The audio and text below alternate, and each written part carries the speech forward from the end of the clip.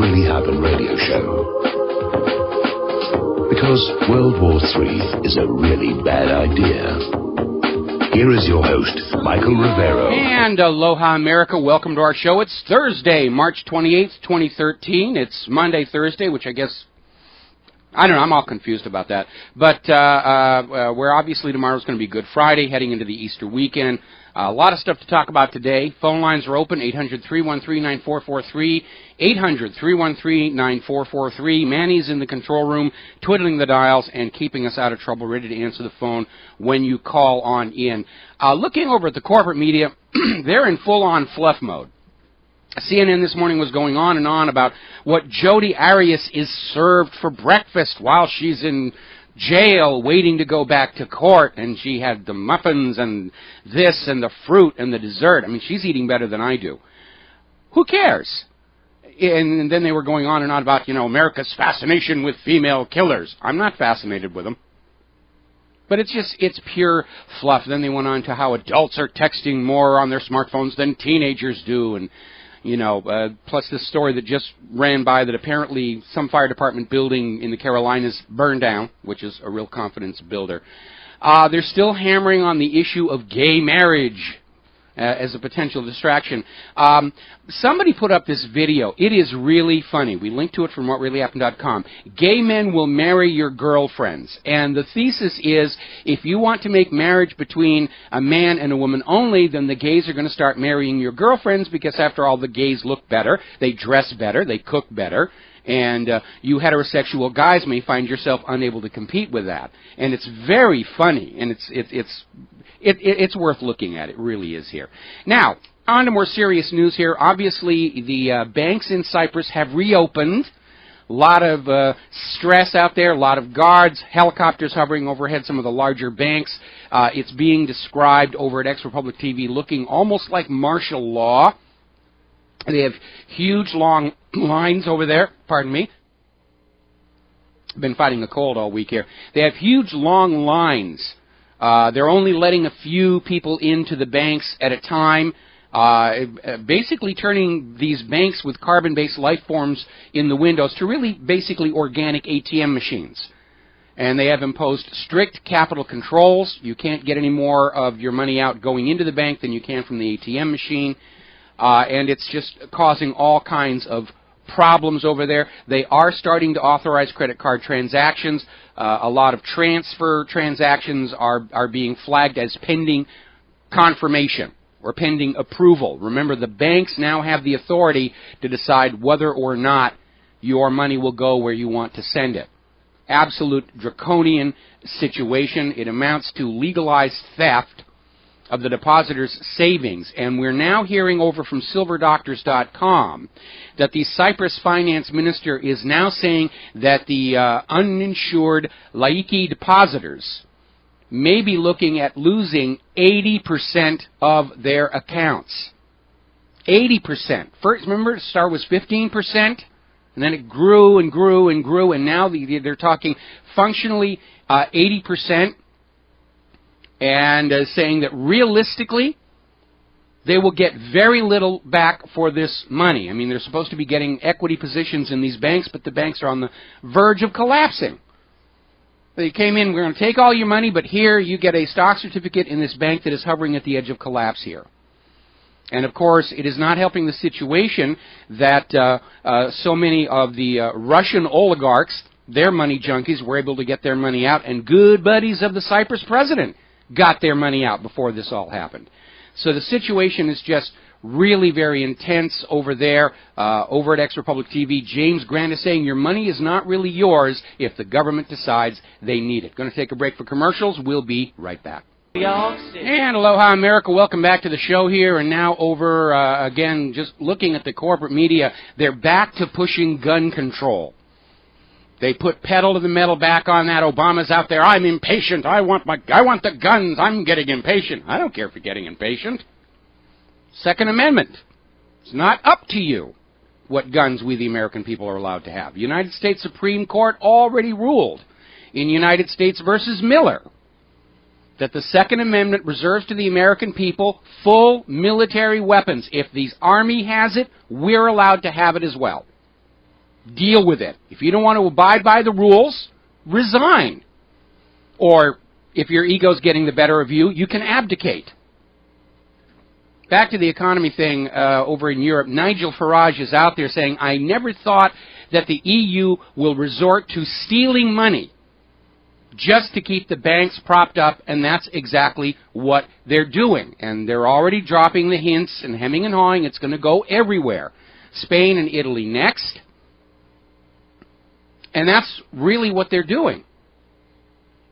Because, and again, we talked about this yesterday, they could save the banks by printing up whole, fresh, new batches of euros, but that not only destroys the value of the money that's in your pocket, it destroys the value of the money that the money junkies have, and they can't have that. So they're shouting, stop those printing presses, prop up the banks by going into the bank accounts of the serfs, the plebes. It's not really their money. We loaned it all out to them. It's really ours. Our need is greater than theirs. These buildings, these very impressive-looking bank buildings, are far more important than human life and human dignity and standard of living. That's their priority here. And remember, back during TARP and everything, I used to joke that all a bailout was taking $1 trillion from the American people and giving it to the bankers so the bankers could loan it back to the American people at interest. That's exactly what the mechanism is. And that's what they just did in Cyprus, and they're getting ready to do in Spain and Italy. They're going to take the money away from the people who earned it, worked for it, put it in the bank. They're going to take it away from them, give it to the bank so the banks can loan it back to those people at interest. Is there anybody who is not blinded by their money addiction, thinks this is reasonable or even likely to work in the long run? You're disincentivizing the people from working hard and building wealth when you're saying at any moment, we can just take it away from you. You can't stop us. We're going to make you go into those banks here, direct deposit only and a little plastic card, and we get to decide how much you take out. Why is anybody going to start a new business? Why is anybody going to invent a new product if you have removed the incentive of success? Think just a pat on the head is going to do that? I don't think so. Now, interestingly enough, as the people of Cyprus are struggling to feed themselves on that small pittance of their wealth being handed out by the banks, past the glares and snarls of the new hired security, the European Union has voted to spend $250 billion on global warming. Even though Europe has been hit with one of the harshest winters in recent memory, there are parts of Europe that have set 50-year cold records, 100-year cold records.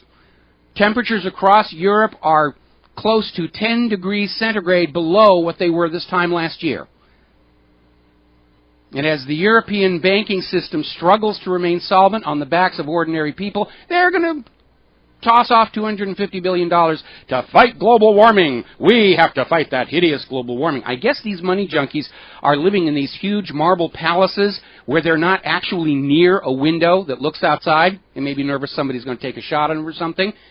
And they don't realize what a hard winter it was and how completely wrong this whole global warming thing was. Now, for those of you who are still out there in a state of denial and saying, oh, it'll never happen here, I have a news flash, because apparently Canada, in their new budget plan that just came out, and we linked to it on the Canadian government's website, includes a Cyprus-style bail-in haircut. It's on pages 144 and 145, and they're hemming and hawing and using euphemisms about how to save the banking system without the use of taxpayer funds, which means depositor funds, because that's all they have. If they're not taking it from the taxpayers, they're going to take it from the depositors. You know, on page 145, they're actually using the phrase, a bail-in regime for systemically important banks, because we must preserve the banks above all else. Such a deal. And apparently, at least up in Canada, the bankers and the government think the Canadian people are so stupid they don't see it for what it is. Taking trillion from the people, give it to the banks so the banks can loan it back to the people at interest. That's what this means. That's what all this bail-in, haircut, whatever euphemism you want to use, this is what it comes down to. They're taking money away from the people and giving it to the banks so the banks can loan it back to the people at interest to keep them enslaved forever, even though the system is clearly failing. Now, over on CNBC, this happened earlier today. Jim Rogers was out there saying, get your money out of the banks. They're going to be looted. And the CNBC reporter agreed on the air.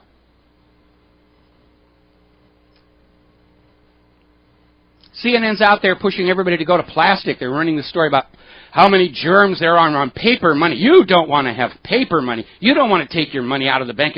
All those paper notes, they have germs. They have 20,000 germs on there that can cause disease.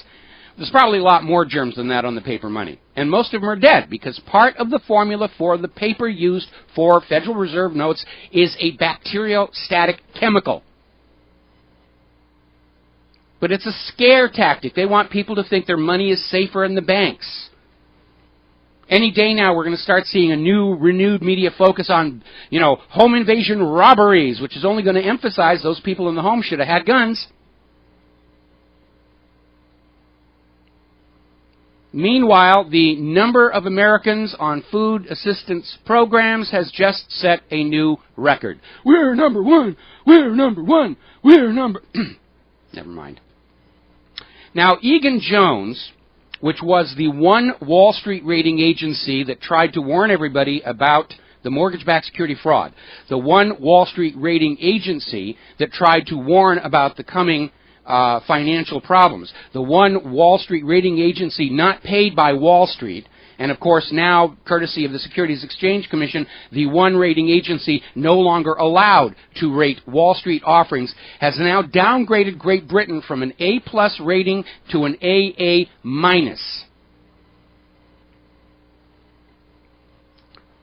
Mark Faber is out there over on Business Insider saying, it's not working. All of this grabbing the money or printing the money and putting it into the banks isn't working because when you're printing money, the money does not flow evenly into the economic system. It stays essentially in the banks. And the people who have access to those funds, mostly the rich. It's not going to the worker.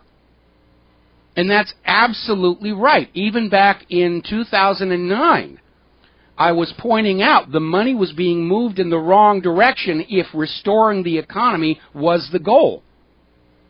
Instead of strip mining the American people and showering that wealth all over the bankers, whether it was taxation or more loans from the Federal Reserve that we're on the hook for, it didn't cure the economy. Made the money junkies happy. They were happy. The manna was falling from heaven. If they had done it the other way, if they had gone to these Wall Street firms that were the authors of the mortgage-backed security fraud, which at the time was the biggest financial fraud in history, LIBOR has since eclipsed it, and if they'd taken that money and moved it back to the American people, nobody would have missed a mortgage payment. There wouldn't have been a real estate crash or a mortgage crisis. People would have stayed current on their credit cards. There wouldn't have been a credit crunch. People would have bought brand new American cars. They wouldn't have had to bail out the automotive industry. People would have gone on down to the shopping mall and bought themselves a brand new whatever it is, made in America, hopefully. There wouldn't be a retail crisis. Everything the federal government did since the beginning of this economic disaster to please the money junkies only caused further harm to the nation as a whole. And even Mark Faber is out there saying it. He's basically, when he talks about the flowing evenly into the economic system, for the economy to be healthy, there has to be liquidity, there has to be currency, there has to be wealth at all levels of the economy and into every important sector. And under the influence of the Wall Street money junkies, the money is just piled up over Wall Street and a little bit less over the Beltway, over Washington, D.C., and because of the high possibility of gains from all these bubbles and speculative behavior, other necessary segments of our economy are starved for capitalization and they're dying on the vine. It is an unhealthy, unstable economy. The federal government's job was to ride herd over Wall Street to make sure that their predatory behavior didn't really harm the nation that much. And they have abandoned that job. Now, we're coming up on a commercial break here. When we come back, I have another example of money junkie thinking on display. And if you thought the story about that 75-year-old woman who got kicked out of her home over a $49 tax bill, which turned out she paid, this one is really going to anger you. It certainly did me. We'll be right back. And aloha, America. Welcome back to the show. So this happened down in Augusta, Georgia. This is money junkie thinking on display. Small privately owned supermarket, Laney Supermarket, went out of business. Were evicted from their commercial property, along with the entire contents of the store, which were piled up in the parking lot. Food. We're talking an entire market's inventory of food items in the parking lot. A crowd gathered, wanting to take advantage of the situation. The police would not let them take any of the food. Said they were not authorized to redistribute it. They were bound by law to see it was disposed of properly. The SunTrust Bank in Atlanta, which owns that property, ordered the food to be sent to a landfill. Brand new, fresh food that could have gone to feed the hungry in that community, and they have a lot of them. There isn't a community in this nation that does not have food insecure people. And they just had it all trucked up and sent over to a landfill and destroyed. Because, by golly, if you want to eat, you'll go to some corporate outlet. And you'll spend your money or you'll use your credit card. The idea of food that you just get. That's anathema to the American corporate model. That's why the money junkies hated the Roman and medieval warming periods. There was so much food everywhere, they couldn't control it. They couldn't monetize it. They couldn't commercialize it. People were walking out of their little homes, and there was just stuff to eat hanging all over. Still a lot of that here in Hawaii. Just walking around, you're seeing all these tropical fruits, and if you don't take it and eat it there, it's going to be rotted by the next day. Not on private property, but there's a lot on state property here. Anyway, so the war wagon is cranking up here. In addition to the B-52s, the United States is now deploying stealth bombers over to Korea. And they're flying over South Korea, but they're getting really close to that border. It's kind of a, come on, you want to do something about it? I dare you to do something about it, North Korea. Come on, North Korea, give me a reason to attack. That's the mentality. They're so eager for a war. They're desperate for a war. Because if this economy comes apart, and it looks like it's about to, and they don't have a war to blame it on, if they can't blame it on the North Koreans or the Iranians or the Russians or the Chinese, they know the American people are going to say, the reason we are in this economic mess is we have a Ponzi scheme private central bank that was given a license to counterfeit back in 1913, and by design generates more debt than money with which to pay the debt. And that's the reason we're in this hardship. And you, the federal government, sold us into that bondage and refused to correct your mistake for pretty much now 100 years. And that's why they're desperate for a war. They don't even care who it's with. Iran, Iraq, Afghanistan, Mali, Somalia, Sudan, North Korea, anywhere. Any war will do, so that when things really start falling apart, they can say, yes, there's hardship, there's a war on. If you complain about the economy, the other side will win. They've done it before. Crash of 1907, get out of it with World War I. Crash of 1929, get out of it with World War II. Crash of 2008, look how hard they are pushing to get this war escalated to a full-on global conflict. And I note we're seeing this rapid escalation on several fronts as we come into the Easter weekend. Wonderful opportunity for a false flag attack.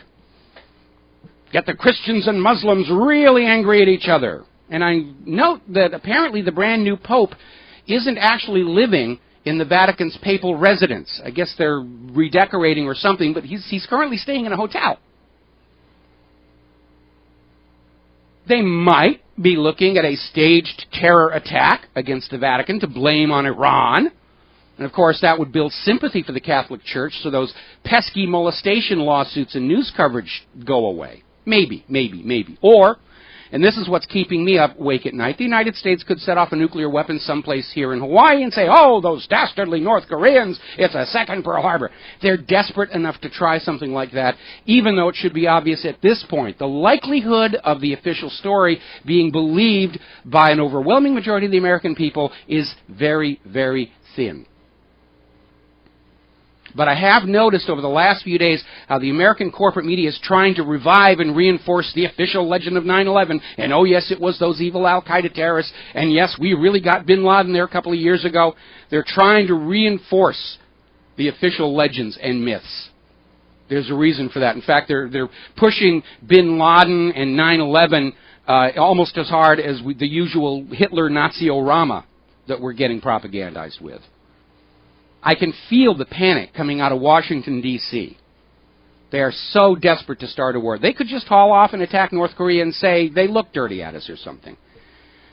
Meanwhile, Vladimir Putin has ordered a large-scale military exercise in the Black Sea involving something like 36 ships, unknown number of aircraft. My analysis of that when we come back. Aloha, America. Welcome back to the show here. And again, looking at the fluff cycle we're seeing over in the corporate media, CNN just ran a story how Eric Rudolph, the Olympic Park bomber, ooh, terror, he's on a hunger strike. They're just looking for any excuse to bring it back, and they're hitting this hard. Terror, Olympic Park bombing. Remember, the Olympic Park bombing happened 1 week after the U.S. Navy accidentally shot down TWA 800. And the news media was starting to get all these people coming forward saying, I saw a rocket come up from this Navy exercise and hit the plane. And all of a sudden we had the Olympic Park bombing, and the corporate media dropped TWA 800 and obediently went off and focused on terror in America, terror in the heartland, blah, blah, blah, blah, blah. So now they're waving them around again to remind us all that there are terrorists out there. And if they keep this up, trying to drag up all the old terror attacks and refresh our memory about the threat of terror, it tells me that somebody somewhere is seriously considering staging another phony attack there. Speaking of the corporate media, we're going to get into the subject of the gun grabbers. You're just going to love this one. Okay? They're reviving Sandy Hook and Newtown and how horrible it was, and new information's coming out. Be afraid of guns. Guns are evil. Guns are bad. From Fox News, and this is a direct quote from their website, Fox News, and I quote, a loaded 12-gauge shotgun was found in the glove compartment of the Honda Civic Lanza drove to the school with 2 magazines containing 70 rounds of Winchester 12-gauge shotgun rounds. I drive a Honda Civic. I've been in that glove box. You can't fit 70 rounds of 12-gauge shotgun shells in there, let alone a full shotgun and the magazines. And Fox News put this up there without even a second thought of how ridiculous it sounds. And if you watch the coverage now, they're trying to expand the arms that they're concerned about by going on about how Adam Lanza had knives and he had swords. Knives and swords are the new bad thing. You don't need large knives. You don't need swords. Certainly not. And even in the article, they're admitting books on autism and Asperger's syndrome were found in Adam Lanza's home. And they're still trying to claim that he was not on any medications, despite the earlier report he was taking Fanapt. And the spin is, oh, it was just somebody pretending to be a family relationship, just making it up. Okay. Before Adam Lanza in Newtown, how many of you have ever heard of Fanapt? Somebody's going to come up with a hoax. He's going to pick a drug that, you know, people can say, oh, I know what that is. I've seen it advertised on TV. I never heard of Fanapt before this. Just amazing. Now, to keep up this bad guns and the rest of it going on, now the Batman shooter is back in the news. They've made a deal with him. If he will plead guilty to the 12 murders in Colorado in the movie theater, he will not get the death penalty. He'll just plead guilty, go away to life in prison, and That means there will be no court trial at which the possibility that he was on psychiatric medication could be brought up by the defense. They don't want you to see any of that stuff. Guns are bad. Obama's out there saying, I'm getting impatient, take the guns here. The reality is, according to recent polls, public support for gun bans and gun control is losing momentum. That's why they're back to the full court press. Will they just arbitrarily stand up and say, national emergency, give us your guns? Start raiding homes? I don't know. That could actually provoke the violent confrontation I think the government wants. Going to take a break for commercials. Be right back. And aloha, America. Welcome back. And speaking of the corporate media, of course, they're back to Sandy Hook, Newtown, shooters, guns are bad, guns are bad. Obama's out there on his campaign tour, which I guess if he's out of the White House, he's less harmful to the nation. But they're really pushing it. It's full court press here. Meanwhile, we're finding out, and this is not coming out of the TV news either. Yesterday, a Superior Court judge approved the redaction of certain information from the search warrants and other documents related to the search of the Sandy Hook Elementary School and Adam Lanza's house. They're basically admitting there is information in those documents they don't want you to know, like the contents of his medicine cabinet. Now, meanwhile, out here in the real world, away from the corporate media fairy tales and the government's agenda to disarm the American people, because they're coming for your money next. Before I was saying, after the guns, they'll come for the gold. They're going to go even beyond that. They're coming for your savings accounts. That's going to be next, once they have the guns. But there's a lot of blowback out here in the real world against the gun grab, because we know it's not about crime prevention and keeping people safe. And we know that guns are not responsible for mass shootings any more than cars are responsible for drunk driving. You're dealing with a substance abuse issue in both cases. Alcohol and prescription antidepressants that cause responsible people to behave irresponsibly. You don't ban cars. You don't ban cars for everybody because of the drunk drivers. You don't ban swimming pools for everybody because of the drowning deaths. And you shouldn't be banning guns for everybody over these mass shootings, which are linked to these prescription medications. So apparently over in Colorado, where they just signed in a whole bunch of draconian gun control measures that are affecting the hunting industry, sports industry, Magpul is pulling out of the state. They're taking their jobs and $90 million in tax revenue elsewhere. Apparently, the producer, Michael Bain, a producer for the Outdoor Channel, is no longer going to film his shows in Colorado. There's the blowback. There's actually a program underway in Arizona to try and provide free shotguns to homeowners for use in home defense. They're kind of going along with this Dick Cheney, you know, if somebody's around there and the police don't show up, just fire a shotgun through the front door and all will be well until you kill the pizza delivery person. And, of course, the one person who took that advice and fired a shotgun through the front door to scare off some real criminals was then himself arrested for irresponsible discharge of a firearm. Thanks a lot, Dick. That one, really, really good solution there. And, of course, I like the other one that, you know, a shotgun was just as good as a military-style .223 rifle. Not if you're dealing with a hostage situation. If you're at one end of your living room and at the other end of the living room there's some nutcase with a knife and a brain full of SSRIs who has that knife to your wife's throat, you want a single .223 round between his eyebrows. Shotgun scatter pattern, you're going to hit your wife right alongside the... I don't know, maybe Dick Cheney tired of his wife and wants to trade up, and this is a good way for him to do it.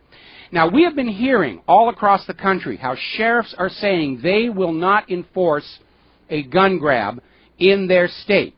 In response, we're seeing the state legislators, who are all lusting for a trip to Washington, D.C. in their future political life, are starting to pass laws that will remove any sheriff or law enforcement officer who refuses to enforce federal laws inside their states. Michael Moore is back out there. You want to talk about the absolute lunacy that's going on. You remember yesterday we were talking about they're screaming, anybody who's opposed to Bloomberg's gun control, they're just being anti-Semites. That's how desperate they are. Michael Moore is out there saying Americans wouldn't need guns if we had more welfare.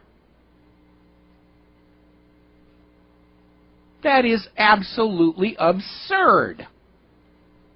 And we have Michael Moore on video acknowledging that a lot of this violence that you're seeing is linked to these prescription antidepressants.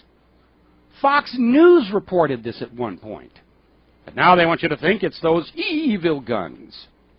Evil guns that are going on out there. Little fact you need to remember, they're bandying about how many people are killed by firearms in the United States every year. What they're not telling you is that 2/3 of those are suicides. And those people, if they don't have guns, they'll find something else to do, fling themselves off a bridge, put their head in the oven, which isn't going to work if it's an all-electric home, walk into a biker bar and scream, all you pussy bikers suck. They'll find some other way to do themselves in. Yes, there are a lot of gun deaths. See, I'm looking at the statistics here from the Centers for Disease Control. Deliberate firearms murders, 11,493 per year. You're more likely to die in a fall, 24,000 people. 34,000 are dying every year from motor vehicle accidents.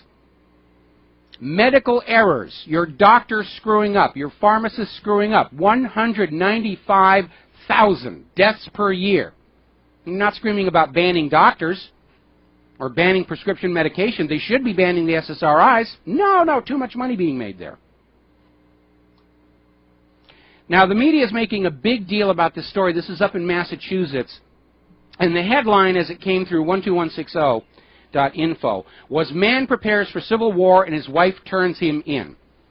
And they're making a big deal. They went in, they arrested this guy, and he had a very sizable armory of weapons. And they're making a big deal over the fact that he had set up a shooting range in the attic of his home and was using a bulletproof plate from a bulletproof vest as a backstop. Which, yeah, if you don't want that bullet to go outside the house, you're going to backstop your targets. And they made a big deal about all the guns he had and he had smoke grenades, he had all this other stuff. He's one of these preppers who thinks the government is doing evil things. And they're trying to demonize him. And it turns out he didn't actually break any laws. Everything he had was legal. And the backstory is that his wife, who is a psychiatrist, MD, and is apparently facing quite a hefty malpractice lawsuit, wanted a divorce but wanted to have everything. And the story has come out that apparently she turned him in the hope that when the police showed up to the house, that he would shoot at them and be killed. And then she would get all of the wealth out of the marriage and go on and, live the life of a gay divorcee or gay widow or whatever it was. And the media is trying to find, this man had all these guns. Look at all these horrible guns he's got. And every single one of them was legal. Everything he had is legal to own. He just went down to the store and bought it. Didn't steal any of it. Nothing from the black market. Call it a hobby. Call it a collection. He had not committed a crime, and they still took him away and confiscated the weapons. Another story that I read yesterday where apparently this perfectly okay guy, gun owner, perfectly healthy, never been in jail, never been arrested for a crime, never been under medical or psychiatric, psychological care. Somebody calls the police and say, you need to make a wellness check, we're not sure he's okay. And the police show up, and the guy says, I'm okay. They arrest him anyway and confiscate the guns. Any excuse to disarm the American people because they're coming for your gold, they're coming for your savings accounts, they're coming for your children for these wars of conquest, to bring the blessings of private central banking to the entire planet. I smell fear and panic coming off this corporate media feed. I smell desperation. Just hold fast. It's coming apart. My concern right now is the government will try and stage some kind of violent uprising so they can declare a national emergency and a gun ban and get rid of that pesky old Constitution thing that's hindering us in our great work of bringing fascism to the globe. Now, down in Mexico, this is another one of those stories that make you scratch your head about what the corporate media is thinking, or if they're not thinking at all. Maybe they're on SSRIs. This is from the Daily Mail, where I am still banned from posting, I might add. And the headline is, "Horror in Mexico as 7 men are executed and dumped on chairs in city center with chilling signs pinned to their chests with ice picks."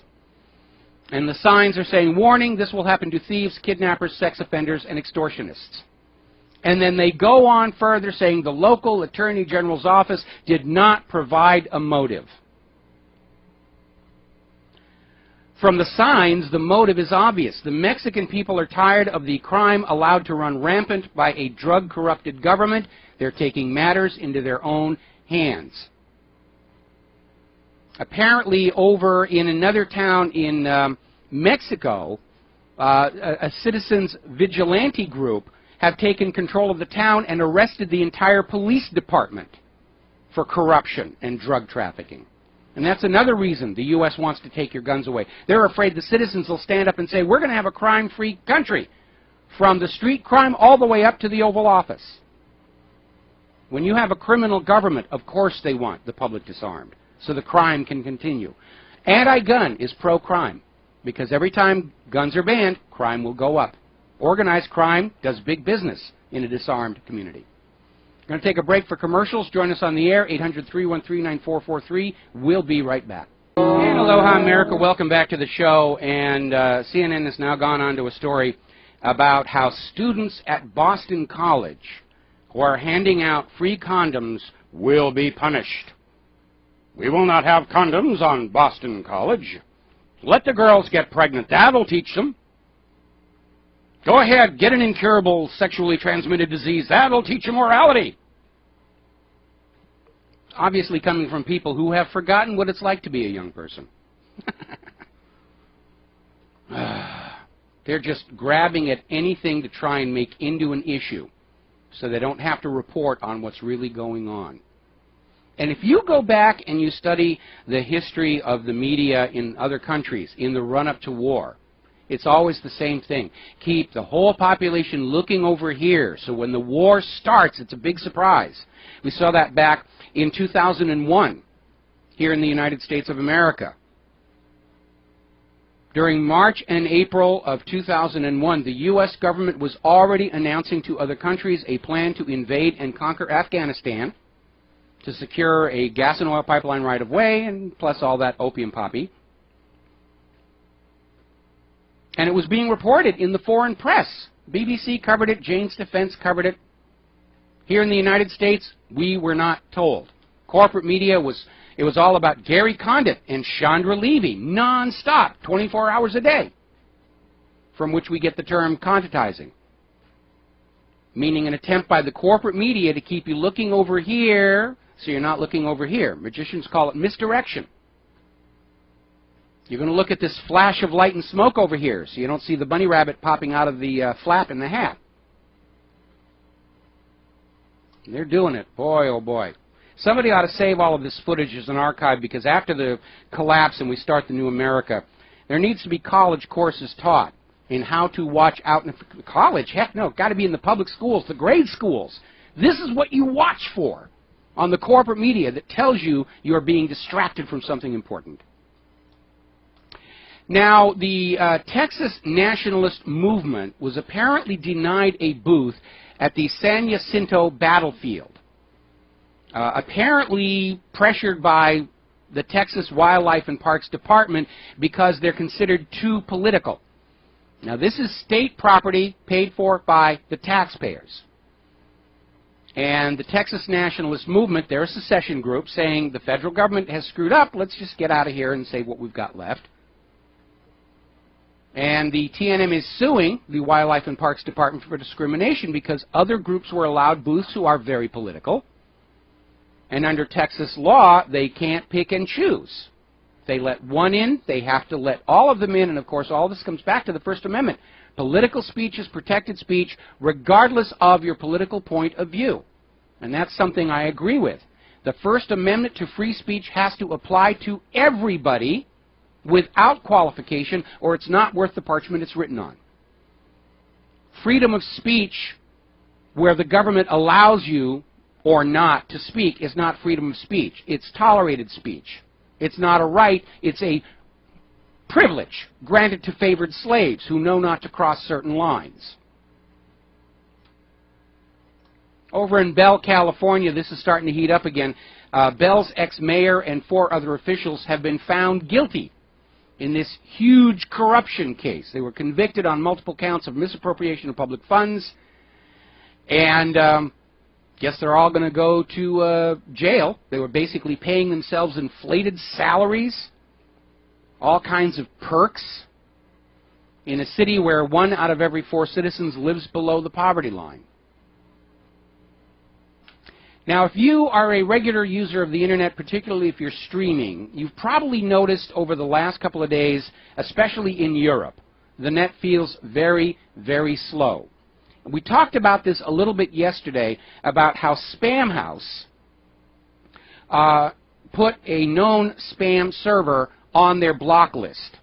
A lot of ISPs, a lot of corporate users will download this block list and put it into their firewall, so they're not getting this spam mail coming from the servers. And in response to this blacklisting, this gigantic distributed denial of service attack was launched. It's being held at bay. It uses a technique called DNS server amplification, where they will send packets to the DNS servers asking for the IP for a domain name, but they'll fake the IP of the sender to be the target machine.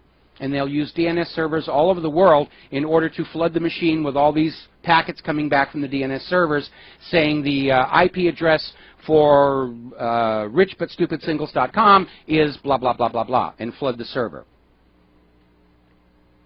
And all of this information about how it was done and how it was defeated is coming out of private security companies. So far, not a peep from all these government cybersecurity people saying that they're sure that hacker attacks are coming from China or Iran or the rest of it. They did not even show up on this very real attack on the internet.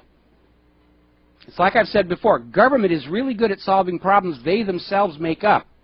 But in a real crisis, they're out to lunch. Bernie Madoff, this hacker attack, Gulf of Mexico disaster, Fukushima, can't be bothered. We're too busy fighting global warming and Al-Qaeda.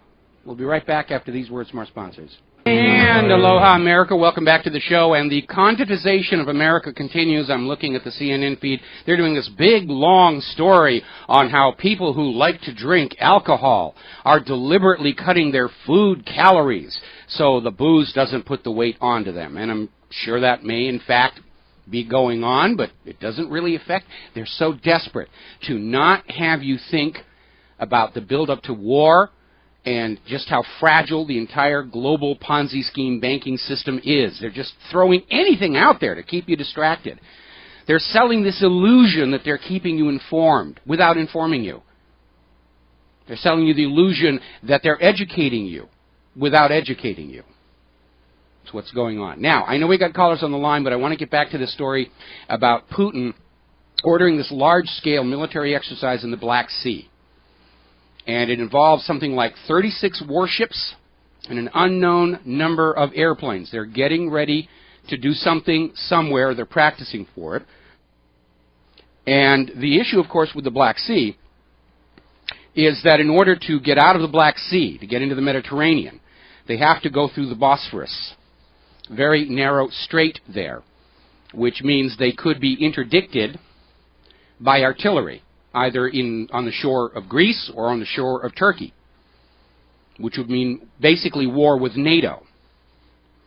And so I think what they're drilling with these warships and airplanes is to seize the Bosphorus as their necessary first step to projecting power out into the Mediterranean. So it's getting really, really serious over there.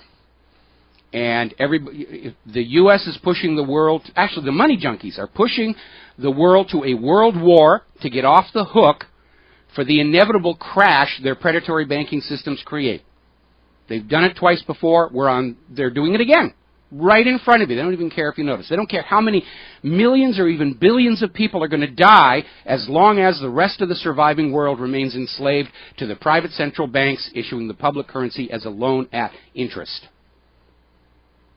And all the nations that know what the U.S. and the money junkies are up to. They're getting ready to defend their own national interests. Going to go to the phone. Scott in Wisconsin. Aloha, Scott. Welcome to the show. What's on your mind?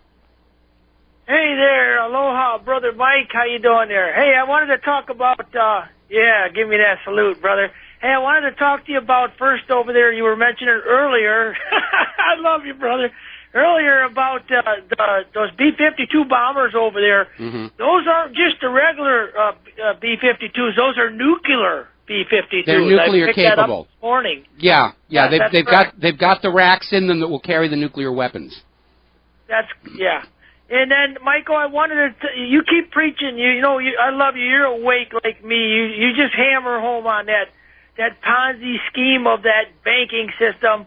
If people want to really know what's really going on, go on to the FDIC bank closings. Punch it up, and it'll give you. Okay, I think we just lost Scott. So let's go over to Ron in Missouri, and maybe Scott will come back with a clean connection. Ron, are you there? Yes, I'm here. Okay, what's on your mind today? Basically, you mentioned that the people would not fall for anything that the government might do. Mm-hmm. I have a tendency to disagree with you there. I know a lot of people are getting their news from the Internet, but there's still a lot of ignorance in this country. And I think a lot of people will still fall for whatever is spoon-fed to them by the corporate media. Well, a significant portion are, but as of the last Rasmussen poll, they are a minority. And I understand people who are getting a government paycheck, whether it's a paycheck or some kind of assistance program, they don't want to see what's going on because, like dependent children, they have to view their parent in the best possible light. Or they have to deal with a lot of insecurity about what's going to be happening to them. And that's, I think, one of the reasons why the U.S. government was actually out there advertising to get people onto food stamps, because that makes you psychologically dependent on the government, and that psychological dependence will blind you to the reality of what's going on. But in this case, don't forget, the American Revolution was fought with less than one-third popular support, and they still won it. And right now we have over half of America understand what is really going on. And I think that's another reason the corporate media is desperately trying to reassert the official story of 9/11, the official story of the getting of bin Laden, is they understand that the American people have doubts. There was another survey recently about Americans' willingness to trust the corporate media, and it's very, very low. So I would think, yes, there are people out there who are still in denial, but they're a rapidly dwindling minority. I hope you're right, but these are very intelligent people that own their own business, nothing to do with government, and they buy their BS. Some people do. Well, people who are doing financially very well in the current system, of course, they're going to say, oh, the system is working, well, because it's working for them.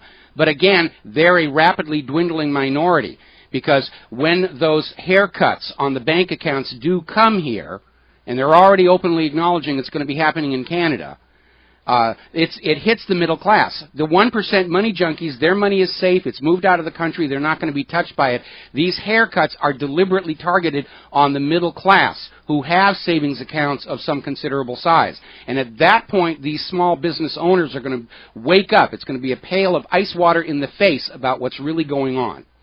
So in a way, these haircuts and bailouts are actually going to enlarge the audience of people who understand the government has gone down a very, very wrong path. Okay? I hope you're right. I think I am, or I wouldn't be doing this here. Did we ever get Scott back online? No. Okay, we lost Scott there. Now then, the other day we were talking about one of the Russian money junkies who managed to survive the post-Soviet Union purge having to resign and step down from their parliament because Russian law prohibits members of their government from being citizens of another nation, even dual citizens. It prohibits them from having assets hidden in other countries, and various other rules designed to make sure that the Russian government is looking out for the interests of Russia. And apparently the scandal is spreading because a second member of the Russian parliament has now had to step down. And Russia is smart. Russia saw what happened to the United States when we started allowing people who are more loyal to a foreign government than our own into positions of power. And they're learning from our mistakes. And so hats off to the Russians. Something else they're doing here is apparently Russia is now banning all cash transactions over 300,000 rubles, which is roughly $10,000 U.S., starting in 2015, as a means to combat corruption and crime. And so they're really starting to rein that situation in, because most political bribes are done in cash. And by putting a cap on it, by making it traceable, they're trying to rein in the potential of, the Russian equivalent of AIPAC from trying to subvert and buy their parliament the way it did the United States Congress. Now, over in France, there's this influential, very pro-Zionist, pro-Israel gentleman by the name of Bernard-Henri Lévy, who played this key role in drumming up support for NATO's intervention in Libya. And now he's out there saying it's time to go into Syria. We have to go into Syria. Well, Bernie, here's your rifle. And I don't know about you, but I am getting sick and tired of all these rich, comfortable money junkies standing up there screaming how your children just have to go into a country that has done no wrong to us. Syria has not attacked France. Syria has not attacked the United States of America. Syria was minding its own business pretty much until this all started up. This is invasion and conquest. It's a world war. Most people still don't recognize it as such. They're waiting for the really big bang, the new Pearl Harbor, where everybody will say, oh yeah, it's a world war now. But I know future history is going to look back here at the start of 2013 and say, yeah, the world was already into big mistake number 3 at this point. But anybody who's getting up there and saying, we've got to go into, pick the name of a country, you just stand right up and say, okay, here's your rifle. Here's your parachute. Watch your head climbing into that transport, and we're going to call them and tell them you are on your way to kick their butts all by yourself. Because we are not going along. Our children are not going along. We are tired. We are a war-weary people. Which is another reason why our government may be planning a new 9/11, whether it's virtual, take down the computer systems, or blow something important up. A long time ago when we were talking about potential false flag terror attacks, I made a reference to the Golden Gate Bridge. Near the end of its lifespan, needs to be replaced. An icon to America. Now we're finding out the brand new Oakland Bay Bridge is already showing structural failure. So maybe blow that one up and justify rebuilding it again and hopefully getting it right the second time. China is out there holding landing exercises in the area near these disputed islands. So they're cranking up. Everybody seems to think a war is going to solve their problems. And maybe from the context of their problem, it might. It's not going to solve any of our problems. It's not going to improve life for us.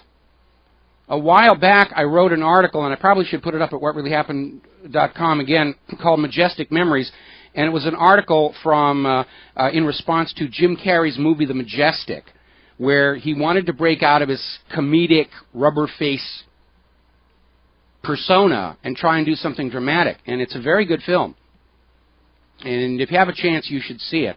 And I identified very strongly with the film because most of the film's action takes place in this hypothetical town in California that is still recovering from the war, from World War II.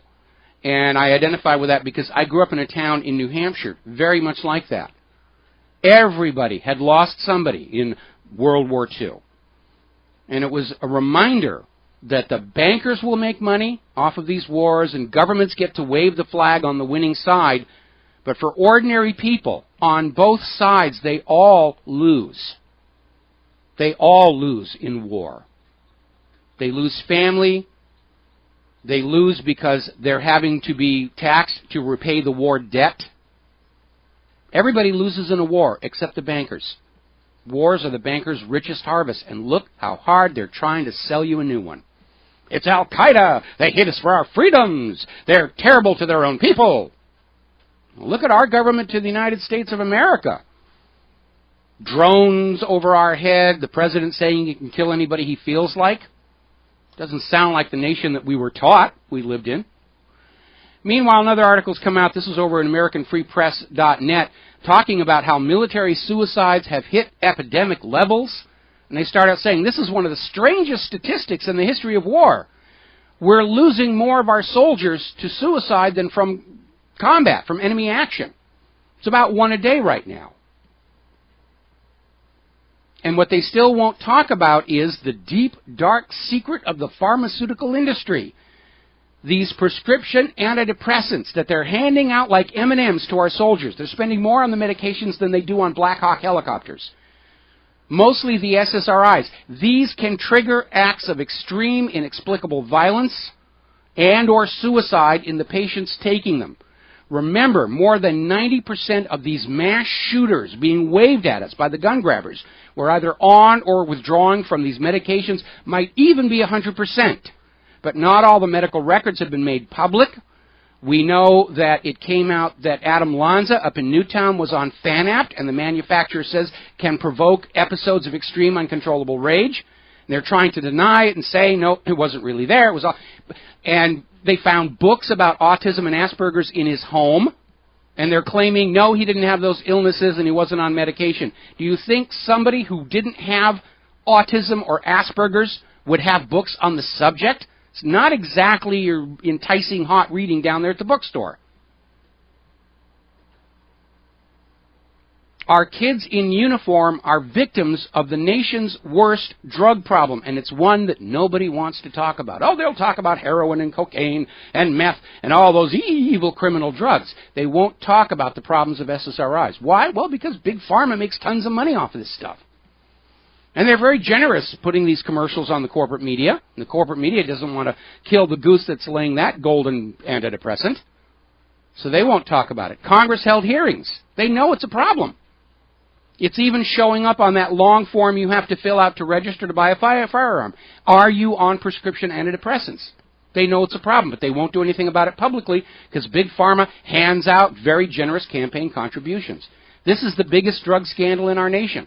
And nobody wants to talk about it, except over here on Republic Broadcasting. Now, remember back when the reality that the United States was engaging in torture of captured Iraqis, Afghanis, trying to extract politically useful confessions. And apparently back in 2005, there was a CIA officer who took it upon himself to destroy the evidence of what had been done to these people. And he once ran one of these secret prisons. And he destroyed the evidence, which basically prevented Congress from fully investigating what was going on. He's now been rewarded for destroying that evidence by being promoted to the top position within the CIA's clandestine services. You protect the boss will do good things to you. Now, over in Great Britain, this is a story out of Press TV, they're moving forward with the creation of secret courts.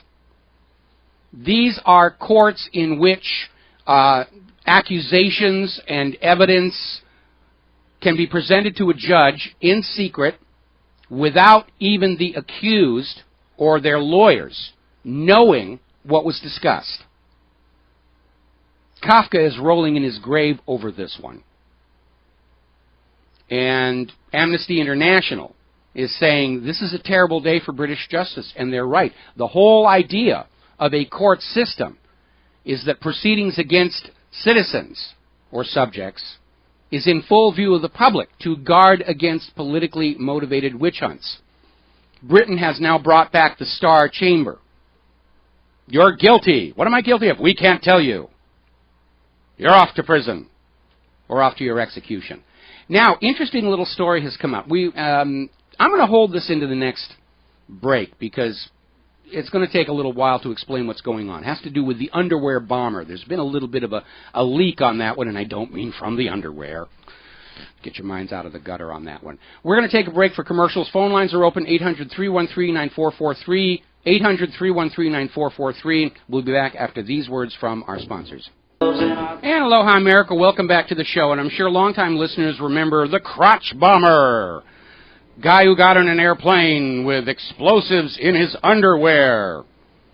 to doom the airplane and remind everybody that there are terrorists out there and why it's okay for TSA to grab our crotches and drop our laptops and everything else that they do to destroy our entire tourism economy here. Well, apparently, one of the backlashes that has happened from the corporate media hiring all these former administration officials as on-air policy experts is they're getting people who have inside information who occasionally let it slip.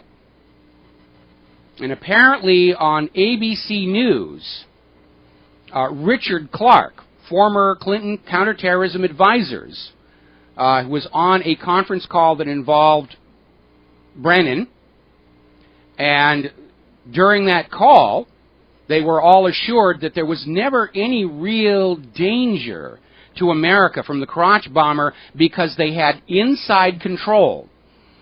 And what Richard Clark said on ABC is the U.S. government is saying it never came close because they had insider information, insider control, which implies they had somebody on the inside who wasn't going to let it happen. In other words, that whole crotch bomber thing was a staged fraud to convince you that there are crazy people out there who want to blow up our airplanes, and that's the reason we need to invade Iraq and Iran and Afghanistan and the rest of it.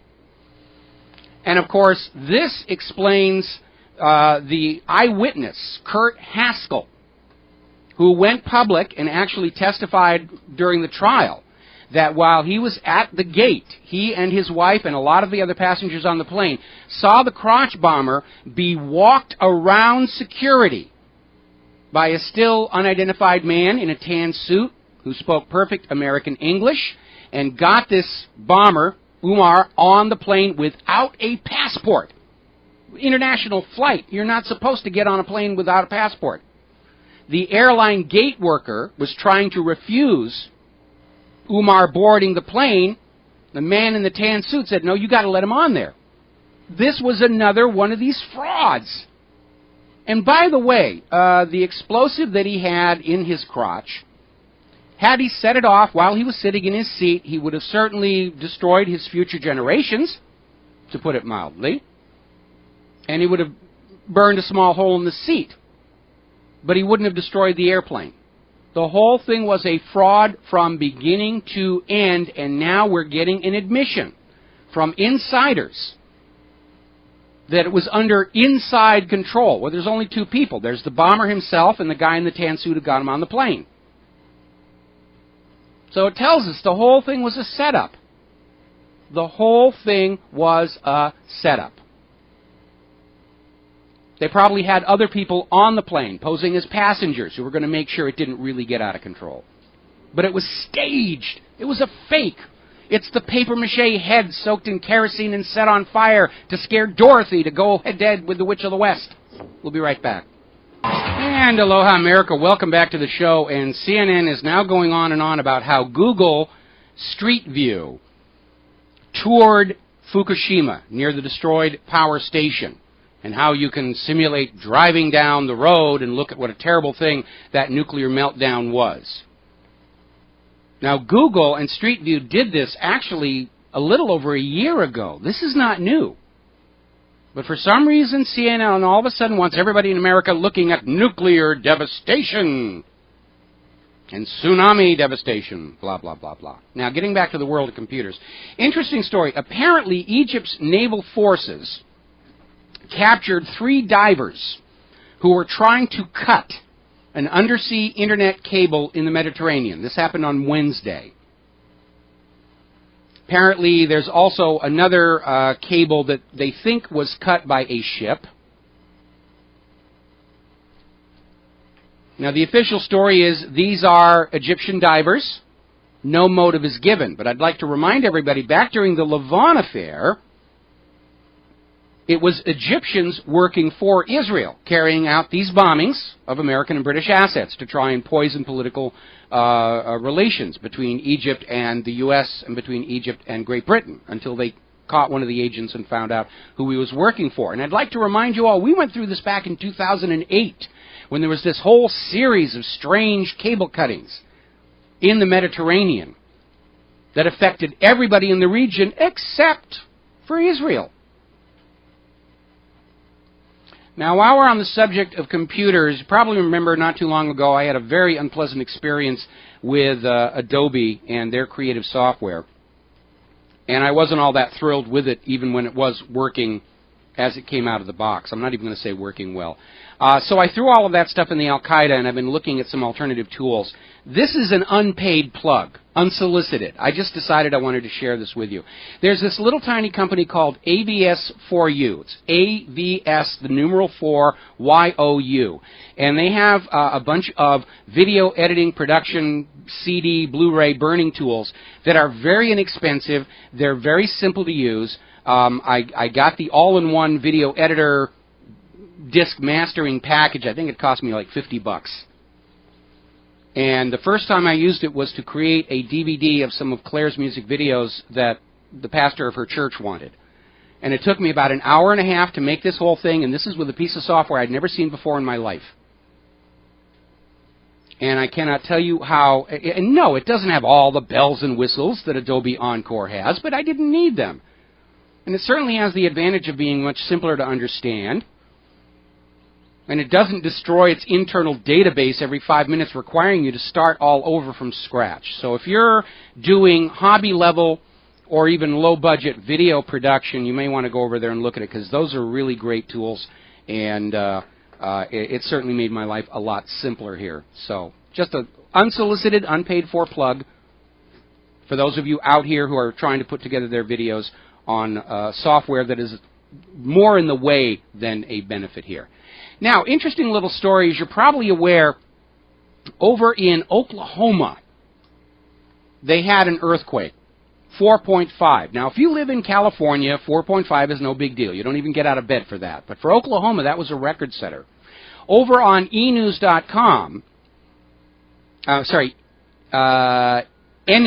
I think it's an acronym for energynews.com, they've had a scientist go public saying that they think this quake and a lot of microquakes that have been happening are the result of the oil industry pumping water into wells and fault structures. Some of it's to get rid of contaminated wastewater they can't get rid of anywhere else. And they're saying this is it. They're lubricating the fault lines.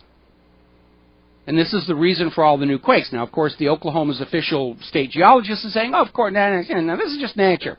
This is natural. No reason to look at the oil companies. And remember, this all started back at 29 Palms military base, Marine Corps base, out in Southern California. Years ago, when they started pumping contaminated wastewater down into one of the earthquake faults, figured a good place to get rid of it, and all of a sudden they got hit with a whole swarm of quakes. And as soon as they stopped pumping, the quakes tapered off and went away. There is reason to suspect that that large earthquake that happened last year that damaged the Washington Monument was the result of fracking in that area where the quake occurred. And it certainly makes sense. We all know how hydraulics work. Little tiny pedal at the bottom of the barber chair, and they press down and the much heavier person gets pumped up again. Or the hydraulic lift at the gas station that puts your car up. They're pumping fluids down into these fractured, faulted area. In fact, with the process of fracking, they're intentionally trying to crack the rock to get more of the oil out. And they're trying to deny that there's a problem with this, despite the very obvious relationship between this practice and the increase of seismic activity. Now, interesting story. This came out of World Truth TV. Big Pharma criminality, no longer a conspiracy theory. And this article basically goes into the recent surge in lawsuits that are going public about how the big pharmaceutical companies are engaging in some very questionable behavior. I don't know if you remember, it was a few years ago, a huge scandal where the Bayer people had a drug for hemophiliacs that was contaminated with the HIV virus. And, of course, it was illegal to sell in the United States of America. What did they do? Did they destroy the product out of a sense of health concern for the public and social responsibility? No. They shipped it off to sell it in countries where there were not yet laws regarding contamination. And a lot of people came down with HIV. Not to worry, we have a treatment for that. Drug and vaccine manufacturer Merck was caught red-handed by two of its own scientists, faking vaccine efficacy data. They were spiking blood samples with animal antibiotics to try and make it look like the vaccine was effective. GlaxoSmithKline was fined a record $3 billion for bribing doctors, lying to the FDA, hiding clinical trial data, and fraudulent marketing. Pfizer has been sued by the nation's pharmacy retailers for what is alleged is an overarching anti-competitive scheme to keep generic cholesterol drugs off the market for the benefit of their own profits. The picture that's emerging is one of a criminal drug industry that is engaging in mafia tactics in the absence of any real science that would prove their products to be safe or effective. And this is why I say we need to keep this idea of the prescription antidepressants, SSRIs, as a cause of this explosion of violence in our society. Because if you go back and you look at the surge in mass shootings and strange, inexplicable suicides, it correlates exactly with the flooding of these SSRIs into the marketplace.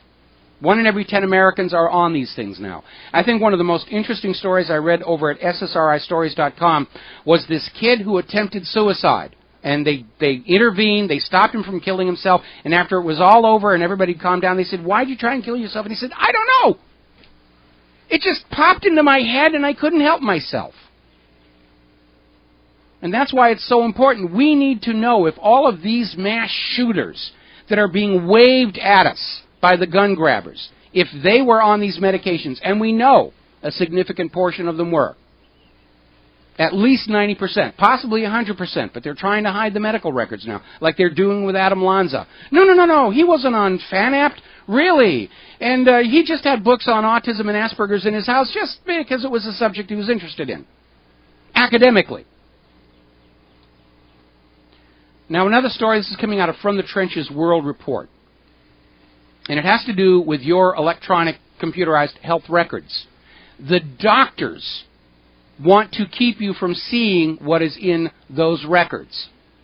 According to a new Harris Poll survey conducted on behalf of a management consulting firm, Accenture, less than 1/3 of U.S. doctors think patients should have full access to their own electronic medical records. Just take it on faith. We know what's best. We know what's going on. There's stuff in there that could be used in litigation. 4% of the respondents say patients should have no access to their medical records at all. They're my medical records. It's the records of my health and my body and everything that's been done to me. Why am I not allowed to see that? What are you hiding from me? And again, we understand what's going on. When I lost my youngest brother back in 2011, we found medications in his medicine chest that are never, ever supposed to be taken together. And if taken together, will provoke the very symptoms he appears to have died from. When you talk to a lawyer and they say, unless we can get the medical records, we can't prove a thing. That's why they're hiding the medical records. They know there are big problems with these new medications. They even admit it on the TV commercials. I can't understand how anybody could look at a TV commercial for the latest hair growth cream or virility treatment and not hear at the end of the commercial these warnings can kill you, can cause cancer, can cause all these other problems. And they're not hearing it because they're so desperate to get their hair back. So they look virile or handsome, or they look like what the magazines tell them they ought to look like.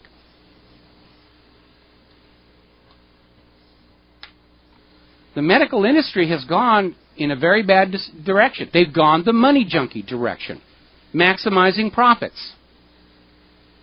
And if some people are getting hurt, we'll just pay them off, and that's part of the cost of doing business. Take the settlements off our taxes, and life will go on as usual. Now, getting on back to the Deepwater Horizon disaster in the Gulf of Mexico. As you know, British Petroleum is trying to do damage control. It wasn't that big a deal. Nobody got hurt. Right after the disaster happened, British Petroleum was going around to all the universities along the Gulf Coast of Florida and the other states, and they were making very generous donations to their geology and oceanography departments on the condition that none of the professors studying what happened in the Gulf of Mexico would publish without British Petroleum's permission. And now British Petroleum has been caught going into Wikipedia to change the articles on BP's practices, not just with the Gulf of Mexico disaster, but worldwide. Big image cleanup.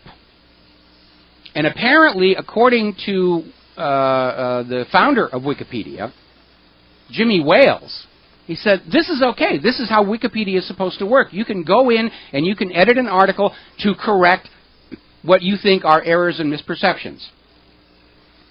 And apparently, image cleanup by large corporations is standard operating procedure for the Internet's encyclopedia. Well, it may be allowed for corporations, it's not for individuals. Because many years ago, there was an article on Wikipedia about whatreallyhappened.com, and there was an article about Michael Rivero. And the original articles were pretty straightforward, and then somebody got in there and edited them and put in quite a few absolute false, outrageous claims. So I went into the article about myself, and I didn't image polish. I simply went in and I changed the parts that were accusing me of things I had never done. 2 days later, the lies were back in. So I went back in to edit the article, and I found my ability to edit the article was blocked on the excuse coming from Wikipedia that Michael Foster Rivero is not considered an authority on the subject of Michael Foster Rivero. And when I went public with that absurdity, they simply deleted me, and I am now persona non grata over there at Wikipedia. But British Petroleum is welcome, writing anything they want to do at all. We're going to go to the phones here. Dan in South Carolina. Aloha. Dan, welcome to the show. What's on your mind? Hello, Michael. I was going to say that, maybe 25 years ago, I signed up for a drug trial, which allegedly provided me with free medical care and all that. I didn't have insurance at the time. Mm-hmm. And I was one of the guinea pigs for a drug which later became known as Paxil in the United States. And what impressed me at the time is when the study was over and I had these horrible withdrawal symptoms.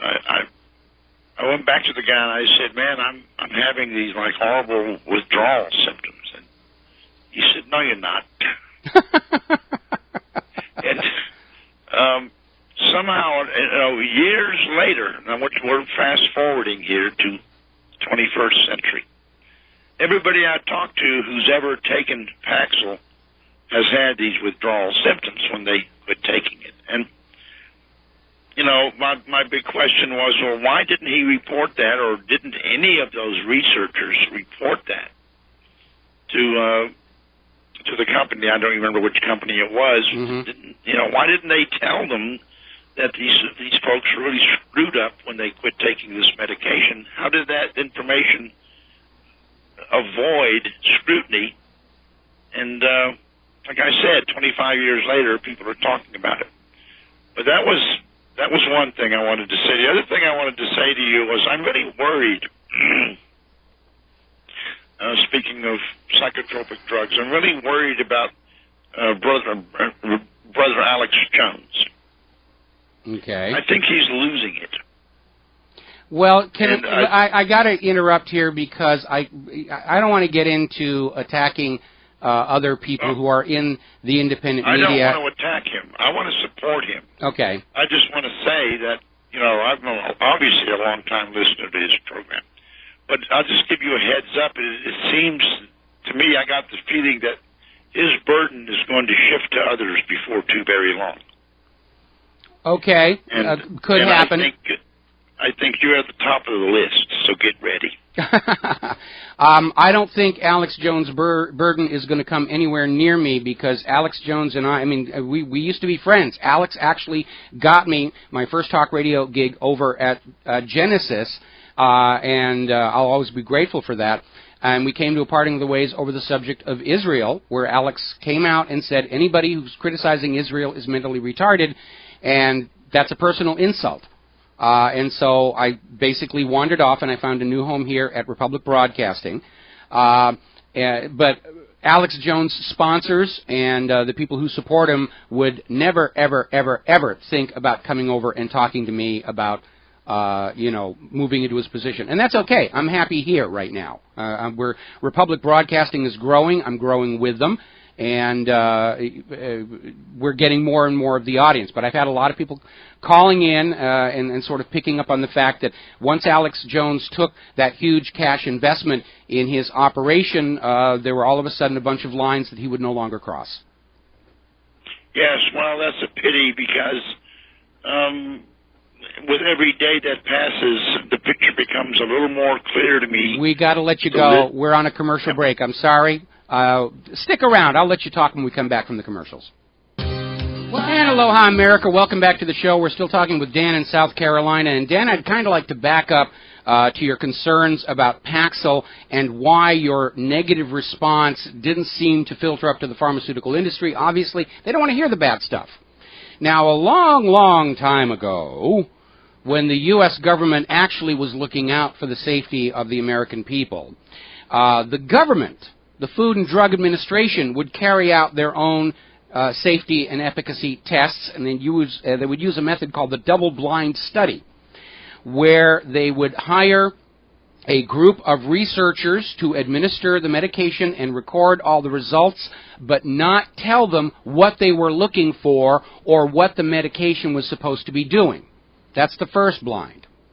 Then they would hire a second completely independent group to take that raw data and correlate it into some kind of a meaningful analysis of what happened. But they, too, were not told what the medication was supposed to do. That's the second blind. The information from that second group was then used to determine whether the medication was actually doing anything detectable of any benefit, and more importantly, if there was a detectable side effect or consequence of the medication that needed to be looked at. Double-blind studies. Government doesn't do that any longer. Pretty much right now, both the FDA and the USDA rely on the corporations, the pharmaceutical corporations, to conduct their own research. And as that story I was talking about before is, they've abandoned double-blind studies. They're simply cooking the books, bribing doctors, faking the data. And that's why we are where we are right now. So, Dan, I understand about Paxil. Years ago, before we figured out that it was formaldehyde precursors that were causing my wife's joint pain, her doctor put her on Neurontin, and she had horrible side effects from that. And when she got off of it, the doctor didn't even tell her there was going to be serious withdrawal, and she had to taper down slowly. She tried to quit cold turkey. She could have gone into convulsions and died. The doctor didn't tell her. You can't just quit. You got to taper on down. And it is a horrible state of the medical industry. It's all for profit. It's all driven by the money junkies. They don't care if people are getting sick, because if you get sick, they'll just sell you more medication. So, Dan, I'm glad you got off that. Got anything else you want to ask? I just wanted to say, one of the things that did happen to me is I dreamed that I had a 1957 Chevy that I had bought that was parked outside. And I got up the next morning and looked for it, and the damn thing was gone. But, obviously you were not on the placebos. No, I'm saying, obviously you were not on the placebos. No, I wasn't. But I'm just saying, there were other effects, too. I knew it wasn't a placebo, but I'm just saying, that is real. It happened to me. Yes. And fortunately, I didn't walk into a movie theater or anything, but I seriously believed that I had bought that car and it was stolen. Anyway, No, that's some weird stuff. I'm laughing because of a similarity of experience, because many years ago when I was dealing with the pressures and stresses of my first marriage, which was as terrible as my current one is wonderful, my doctor just offered, I didn't even ask, just said, hey, try these antidepressants, they'll make you feel better. And for 3 weeks, I felt wonderful. And I was fun to be with and star of the parties. And the fourth week, I had a crash. And the only way I got through it without harming myself or anybody else is I just kept saying, this is the chemical. This is a chemical thing that's happening. And I will not ever take any of that stuff ever again. Dan, we got to take a break for station identification. Back with Mike in Oregon after these few words. And aloha, America. Welcome back to the show here. We're going to go to the phones again. Mike in Oregon. Aloha, Mike. Welcome to the show. What's on your mind? Aloha. Aloha. I'm fine. No, I just heard it early this morning on a rebroadcast. You're 60 years old. You sound like you're 31. And I act like I'm 31.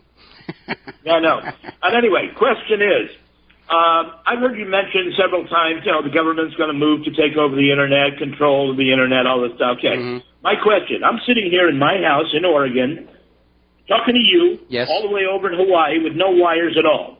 Now, how will this possibly happen? I'm here in my home, the Internet is on, I'm talking to you, nobody's coming in through the front door, there's no government affairs. How are they going to shut down the Internet so that nobody can talk to anybody? Well, how could they possibly do this? They're not going to do that because right now there's a lot of commerce and tax revenues connected to the Internet. What they're probably going to do if they do some kind of a national emergency situation is they'll start filtering IPs. We're already seeing this happen in places like China. It's the way that Reuters and Daily Mail prevent me from commenting on their websites. It has to be done very subtly, boiling the frog kind of a situation so that it comes on. Right now, most attempts to control the Internet are covert because they don't want the public to really be looking at this situation. Hacker attacks, malware, and so forth. If the government decides to stage a new phony terror attack, they may well claim that the terrorists, nudge, nudge, wink, wink, say no more, are communicating over the Internet. And for the good of the nation, we have to shut down anything other than the corporate-owned websites, which will still be running out there and selling us product and paying taxes and feeding us the propaganda. They'll try and basically do to the Internet what they did to the broadcast media, because if you remember, when radio first came along, anybody could build a radio and transmit messages. And over time, small independent stations were basically legislated out of existence, although now they're starting to allow what are called the Part 15 radio stations to come back online to serve their local community and neighborhood. But it was basically all of the broadcast bandwidth was basically consigned to the large corporate media outlets, the TV networks, and the radio corporations. So they're trying to get... Go ahead. So they can actually cut down, it can actually stop a bandwidth, they can actually stop me from talking to you, even, let's say it's against the law to talk to Michael Rivero. Who gives a damn? They can stop me from talking to you by shutting down the bandwidth? What they can do is they can simply put a filter in the routers that says, do not allow communications to this particular IP address. I mean, my website is already being blocked in a lot of corporations by the so-called net nanny software. I understand it's pretty much unreachable from most of the U.S. military war zones. It's already being done. They just hope that it's sort of beneath the public notice. I think when you're dealing with something like Republic Broadcasting Network, where we have a high degree of visibility, any interference with it calls attention to itself. But I know there are a lot of much smaller websites, brand new websites just coming online, that are finding a great deal of difficulty and interference in their operation. In the case of Republic Broadcasting, our visibility is our best defense against being interfered with. Oh, okay. All right. Well, I'll still listen. Then I'll make sure you're visible then. Well, I certainly appreciate that. And again, if you go over to the store at Republic Broadcasting, they have some very good shortwave radios, which is something you might want to have in case something unexpected does happen to the Internet. How do I get there? What is the address for that store? It's republicbroadcasting.org, and there's a little banner at the top that'll take you to the store, and they got a couple of really good shortwave radios in there. Got to take a break for commercials. We'll be right back. And aloha. Welcome back to the show here. As I mentioned earlier in the program, even as the European Union is stealing money from the savings accounts of the people of Cyprus to prop up that little Ponzi scheme bank from the inevitable collapse, it's still going to happen. Everything they're doing is not going to change the final outcome because they won't change the infernal machine that created the debt crisis in the first place. And even as Europe is doing this, and they're now talking about Spain and Italy, and this is going to become the template to prop up the banking system by taking millions from the people, billions from the people, to give to the banks so the banks can then loan it back to the people at interest. Such a wonderful deal. They've committed to spending the U.S. equivalent of $250 billion to fight global warming. Meanwhile, here in the United States, UPI is reporting that the spring snowstorm has set new records for snow. Last Sunday, the storm dumped 12.4 inches of snow on St. Louis, breaking the record for the date and the snowfall for any day in March. March is turning out to be the cruelest month this year all around the world. Over at cphpost.dk, they're reporting that the temperatures for this March are about 10 degrees centigrade cooler than this time, this month in 1980, this time last year, actually. Now, we all know this brouhaha over global warming and carbon dioxide, and it's all the fault of you icky-poo humans, was to get you to go along with carbon credits and a carbon tax and voluntarily lowering your lifestyle to make do with less so the bankers could have that much more. And we have seen a lot of these carbon credit exchanges exposed for outright fraud. And a story that we're getting here from Lyle, I can't even pronounce it. Anyway, the story is Auditor General's long-awaited report on Pacific Carbon Trust finally released, and surprise, surprise, surprise, there are big problems all around. With fraud, with mistakes, outright criminality. Meanwhile, small businesses are being driven out of business by the carbon taxes. They're having to shut their doors. The carbon tax is the difference between making it and not making it. Jobs are being destroyed. Factories open for generations are being forced to close. Employees by the thousands being laid off. Now remember, when Al Gore set up this whole model of the carbon credit and the carbon exchange, he was openly bragging he wanted to be the world's first carbon billionaire. And you know who helped him set this up? Was Ken Lay of Enron. And they set this up to do to the entire planet with carbon dioxide what Enron had done to California with electricity. Set up a system that simply brought them immense amounts of wealth. For nothing. Pieces of paper. It was simply gaming the system for their own profitability. Nothing of any real value was returned to California. And nothing of any real value is being returned to planet Earth from all this carbon nonsense. And of course, all of the dire warnings used to sell carbon trading, carbon taxes, didn't happen.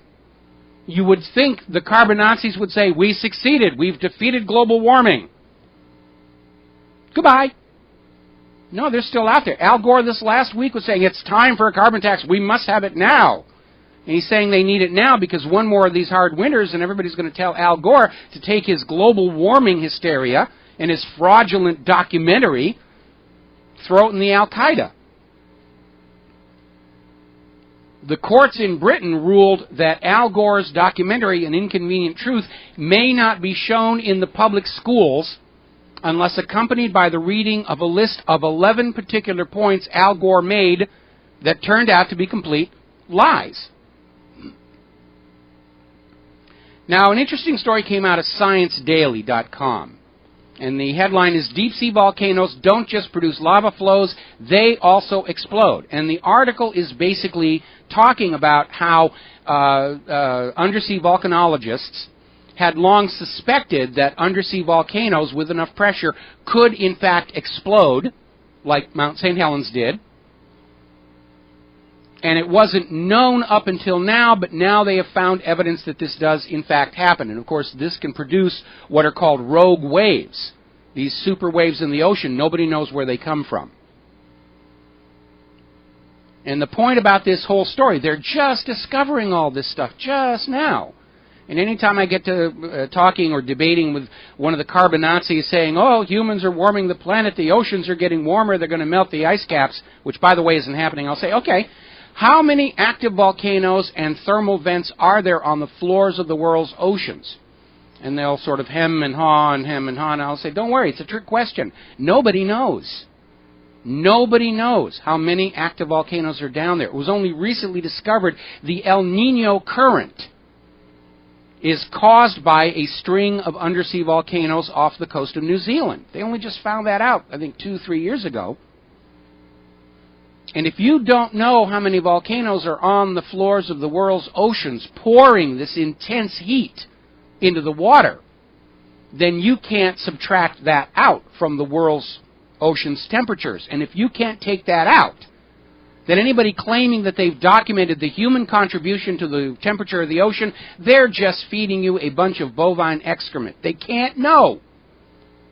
They can't account for all the other factors. In fact, if you go back and you look at all these wonderful computer models that the carbon Nazis love to rely on, they're all limited context models. They show what would happen if this was going on and everything else magically went away. And the real world doesn't work like that. But they love the computer models because they support the claim of global warming and humans as the cause of it. And remember the whole ClimateGate scandal, when emails and the source code for the computer programs were leaked out. And those of you who are programmers could look at the code and see where the rigging was being put in. Past this date, add this much of the temperature. Past this date, add a little bit more. Past this date, add a little bit more. It was that obvious and blatant to get that hockey stick. This wasn't science, it was politics. It was politics wrapping itself in science to look credible. And it was all a lie. And the reason we keep hitting this over and over and over again is because a government that's going to lie to you about global warming, and you're all to blame for it, is the same government that's going to, and did, lie to you about Saddam's weapons of mass destruction, is the same government that's going to lie to you about the horrible threat from Iran, which has not launched a war of conquest in over 200 years. It's going to lie to you about the unemployment figure. It's going to lie to you about whether there's gold in the New York Federal Reserve. It's going to lie to you about the unemployment figures. It's going to lie to you about everything. Lying to you about guns, about how evil guns are. The American people are the most lied to people on the face of the earth, and the most important thing that you can share with your fellow citizens right now is to just tell them how much they're lied to, that they should be skeptical, that they should never accept at face value anything coming off of the corporate TV news or the government. They're lying about everything except the weather and the sports scores, and they're not even all that good about the weather because they're still following the computer models of global warming. And this winter, like the winter before and the winter before and the winter before, have set cold weather records. And now they're saying the cold is going to last through the month of April because the jet stream isn't doing what it's supposed to be doing at this particular time. Anybody who says there's no such thing as a giant government conspiracy to defraud the people, we've got one. This is it, global warming. Look at everybody who signed on to this hoax. NASA, which stands for Never a Straight Answer. NOAA, the United Nations, IPCC, Penn State, Hadley CRU. They all signed on because there was all kinds of money they could get if they would support the agenda of global warming. Scientific method is a valuable tool to find the truth about what's going on. Individual scientists are no less corruptible than individual politicians or individual clergy. A white lab coat does not make a person any more honest or honorable than a priest's robe or the three-piece suit that a banker wears. It's all illusion to get you to trust them and not question the dogma. All of you need to be your own best analyst, your own best scientists. Get the facts, get the data, and decide for yourself. This idea that you should rely on the acknowledged authorities who have lots of gold things hanging on the wall to get you to believe them is predicated on the idea that you can't figure this stuff out for yourself. And I know you can. I know you are all smart enough to figure this out if you're looking at the facts for yourself. A skeptical people is a free people. Going to take a break for commercials. Phone lines are open, 800-313-9443, and we will be right back. And aloha, America. Welcome back to the show. We're getting a breaking story where apparently Barack Obama, and they're describing it as defying his key advisors, is apparently refusing or rejecting the idea of further U.S. Weapons support for the hired mercenaries in Syria. Now, whether he really means it, of course, is another matter. Don't forget, in 2008, he was promising he was going to end the wars and bring our kids home. But I think what's going on is this escalating support of weapons and into Syria to the hired mercenaries is calling too much attention to itself. And the world is picking up on the fact that this has nothing to do with rebels and Assad and the rest of it. It has to do with yet another nation being overthrown covertly and now overtly by the United States.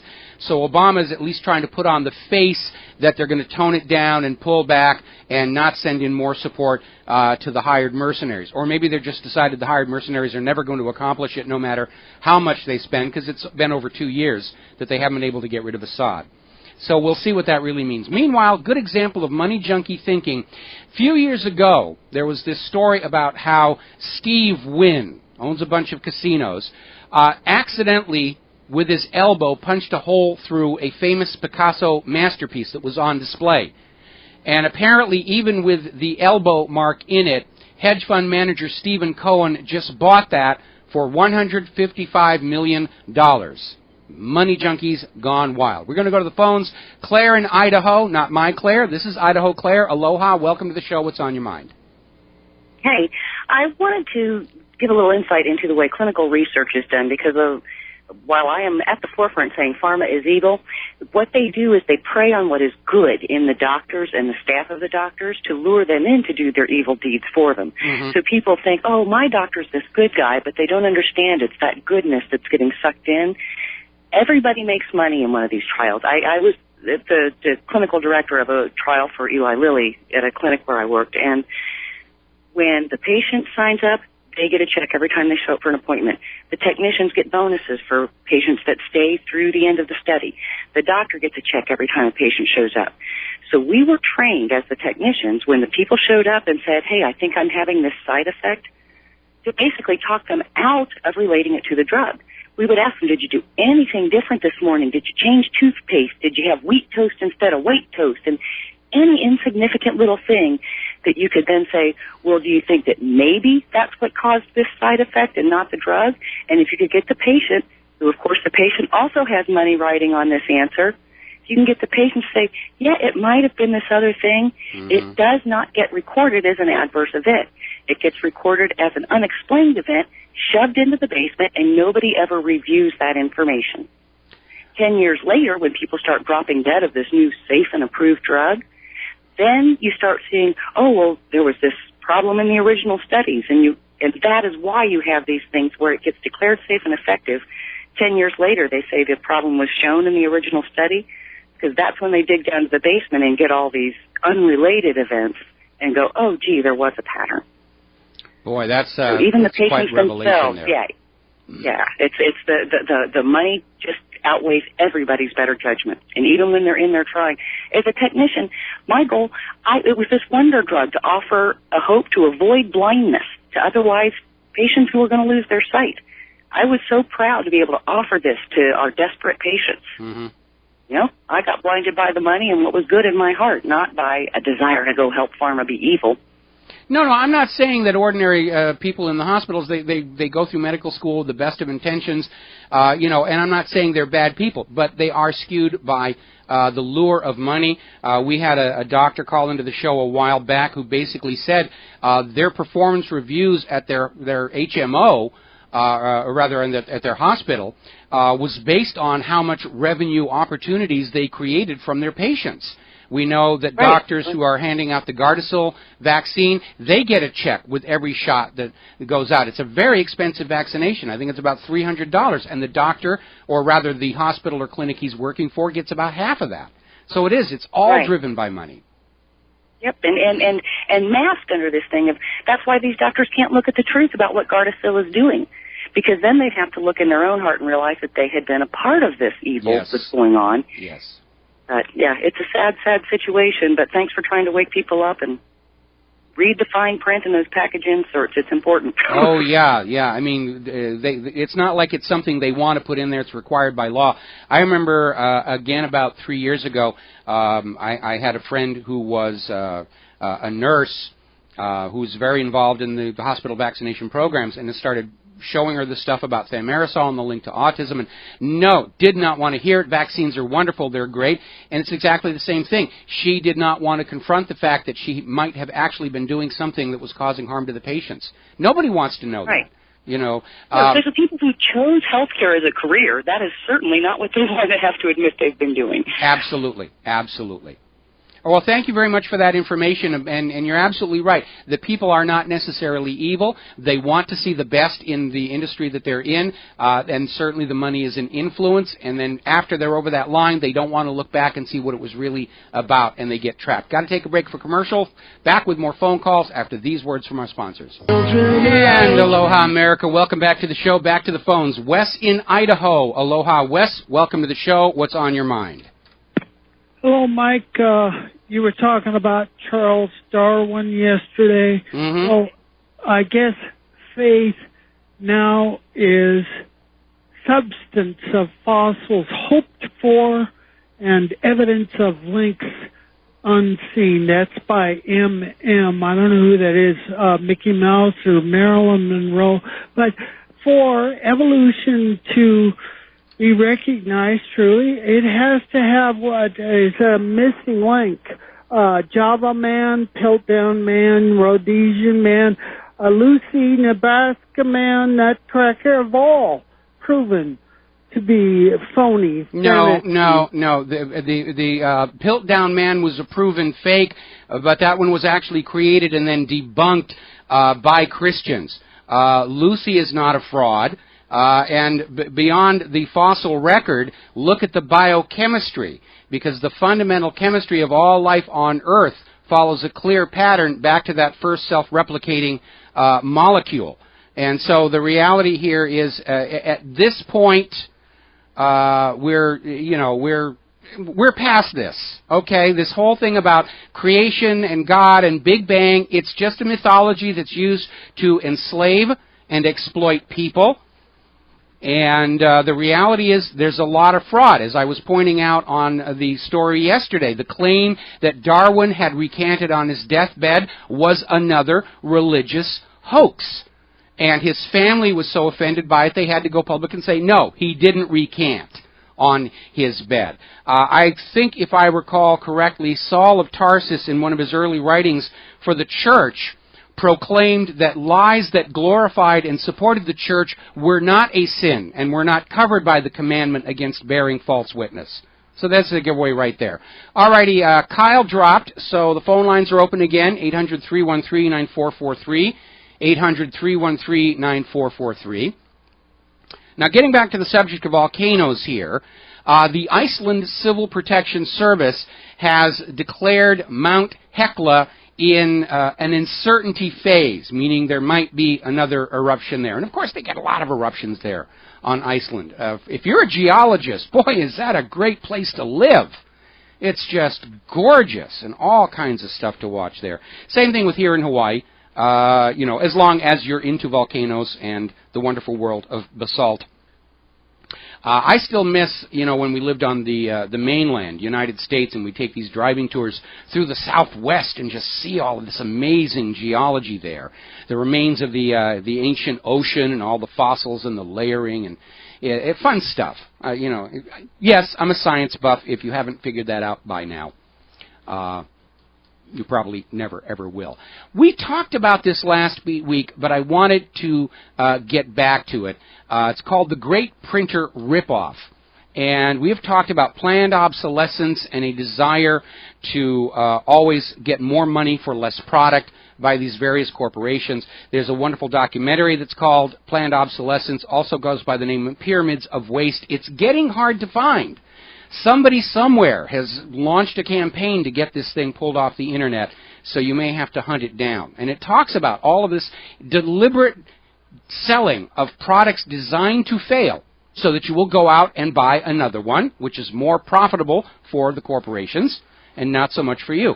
The modern incandescent light bulb, which is now being declared illegal, lasts less time than Edison's original laboratory prototypes. And that is by design. There's literally a cartel, a global cartel of light bulbs that said they will burn out at 1,000 hours. So people will go back and buy another one. CFCs, of course, came along, and General Electric, which was making the CFCs, wrote this energy legislation for the U.S. government to pass that was written to specifically say tungsten light bulbs are not allowed any longer. You actually can get them. They're still sold as novelty items for nostalgic people. CFCs, of course, turned out to be much more dangerous. They weren't as efficient or long-lasting as claimed. I do have to say, the LED lights, so far, are looking really good. And I think we talked a while back about this company here in the United States. I think it's called Cree, C-R-E-E. I have to go back and look at it. And they're selling a very inexpensive 10-year guaranteed LED light. But anyway, getting back to this whole thing about the printers, this documentary, Pyramids of Waste, showed how your home computer printer literally has a chip in it that turns it off after so many pages of paper. The justification for that is, of course, that the cleaning process that keeps the printer heads clean involves squirting that very expensive ink that you're paying for into a giant sponge that's in the bottom of the printer. And at the point where they think that sponge is too full, that's when the printer shuts off. That ink is hideously expensive. In fact, there's a new generation of printers coming out where their advertising selling point is the ink isn't as expensive. The Kodak has been selling on that. There's a new solid ink process that's coming out. I remember one time on one of my earlier printers, and sorry to say I cannot remember the brand, where just out of curiosity, as I took one of the older used ink cartridges out, I broke it open to look inside, and I found a little inflated plastic pillow in the reservoir to take up room where the ink normally would have gone. Something that I've seen with our Hewlett-Packard Document Center, which is going to be the last Hewlett-Packard product I ever buy. I bought some ink cartridges at the office supply place. I loaded them in, and it said, sorry, this ink has expired.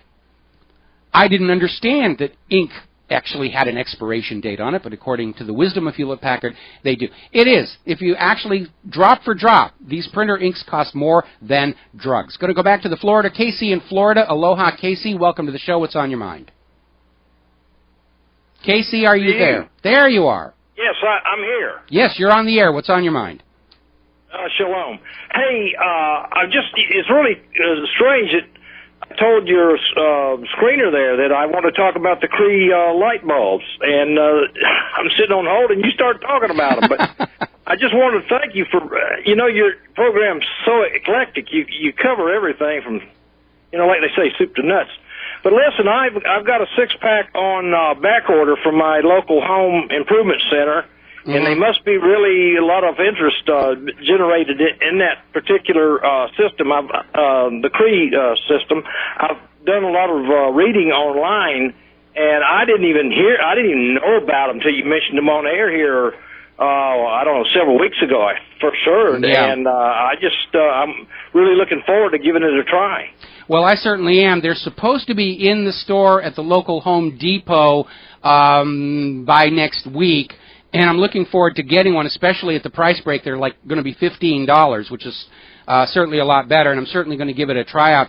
The Philips LED bulbs that we have already bought, and they're very expensive, but so far I have not had a single problem with any of those. And right. We've tried those Philips, and they do well, but like you say, their price point's pretty high. And when you got them turned off, they're not very aesthetically pleasing. They look kind of funky. They look like 1950s science fiction to me. I kind of like them. It's like right out of Forbidden Planet tech. I don't care what they look like when they're turned off. Let me get off here. I know you calls are backing up, but man, I just enjoy the show so much. There's just so much information out there. And let me just say this, and maybe you can talk to it. My computer died on me, and I'm looking out there, and I was told by somebody that Windows 8 is really the new Vista, and maybe we need to go with 7 until until they really get the bugs worked out of 8. And I'll get off of here and hear what you got to say about it. Thank you, Michael, for your help. Well, thank you very much. And yeah, it's a mess. Windows 8 is the new Vista or the new Millennium Edition, if you're old enough to remember that one.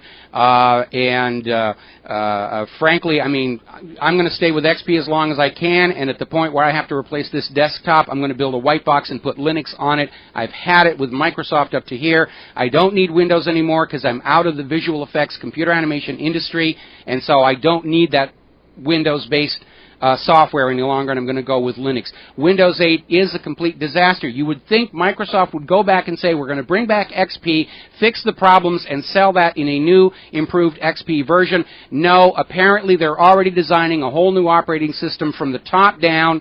They're going to rush it out to market. It's going to be buggy, and they're going to say you can only buy new computers with this on it.